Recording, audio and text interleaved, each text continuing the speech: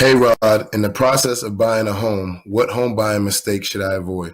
Hey Zach, that is a really good question, and one that potential homebuyers should be asking, as there are certain things that can blow up your deal before closing. I once had a client change jobs the day before closing, which, as you can imagine, is a big no. Now, we will learn more about him in just a second, and as we progress through this informative video, we are going to break down the 5 deal-killing mistakes you should avoid that can blow up your chances at buying a home.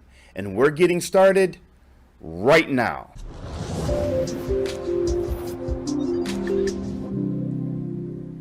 Hello and welcome to this edition of Ask the Lender. My name is Rod Ferrier. I am a licensed loan originator as well as a U.S. Navy veteran.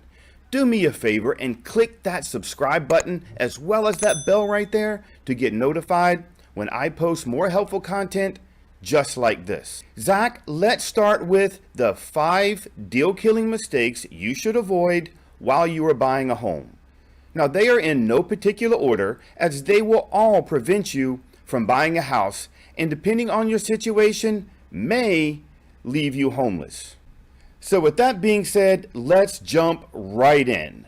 Just a heads up, please understand that we as lenders place a credit alert on your credit report so that we see any activity you may be taking. If you have any inquiries, we will see them. So just don't take any chances. Please follow the advice you will learn in this video. Deadly deal killer number 1. Do not apply for any credit during the loan process. Once you have applied for a mortgage, you should never apply for credit cards or buy anything on credit for that matter. And for the love of God, man, please do not buy a new car. I once had a client buy a $70,000 BMW 3 days before closing. And I had to call him up and tell him he was going to be living in that car as he had already terminated his lease and had his belongings in storage. Now, he panicked and he immediately went back to the dealer and convinced them to take the car back. It did cost him $3,000, but he was able to close on his home a week later. So just wait until after you have closed on your home to buy anything on credit or apply for a new credit card. Cool? Deadly deal killer number 2. And to build on numero uno, never charge anything to your credit cards once you have a ratified contract and your loan is in process. Check out this story. I had a married couple purchase $20,000 worth of furniture after I specifically told them not to use their credit cards.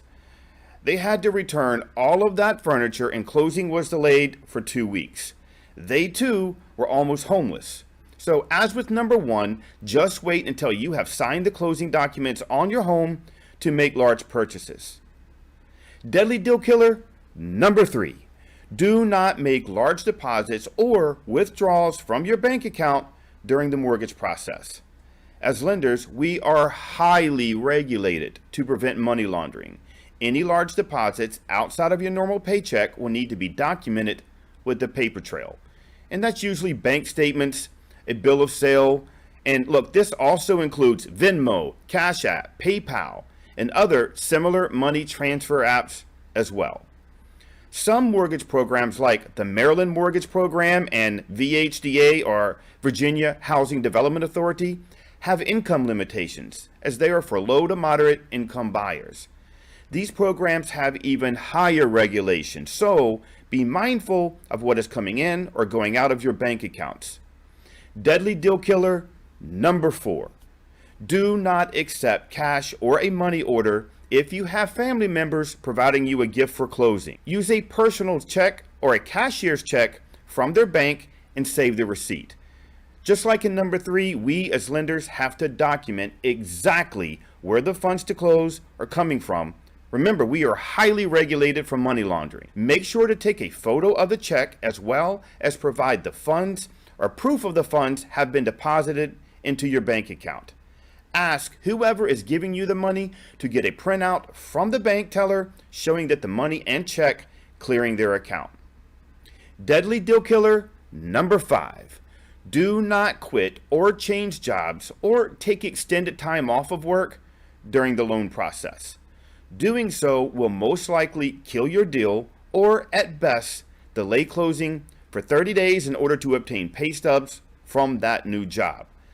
I once had a buyer quit her job 5 days before closing because she was angry at her manager. She already had another job offer starting the following week, but she did not follow my instructions. She lost that home and had to wait 30 days to document her employment with 2 consecutive pay stubs. The sellers were not willing to wait any longer and they went with their backup offer. So this left her scrambling to find another place to purchase. Now that we have the bad items out of the way, let me share 3 good things you can do when buying a home. Do pay down debt, but only after you have enough money saved to purchase the home. Doing so will improve your credit score and in turn help you get a lower interest rate. Do save as much money as you can. Pinch pennies. Sell unused items or on Facebook Marketplace or yard sales. Make sure to take a photo of the item sold and obtain a bill of sale to document any deposits in your bank account. Do ask your loan officer, hopefully me, before taking any action that may impact your closing on your new home. Does this help? Yes. Thank you, Rod. I appreciate you. That was very informative. Thank you so much for the information. If you or someone you know are looking to purchase or refinance a home, please connect with me. Also, don't forget, if you have found this information helpful, please subscribe to my channel and click that bell right there to get notified.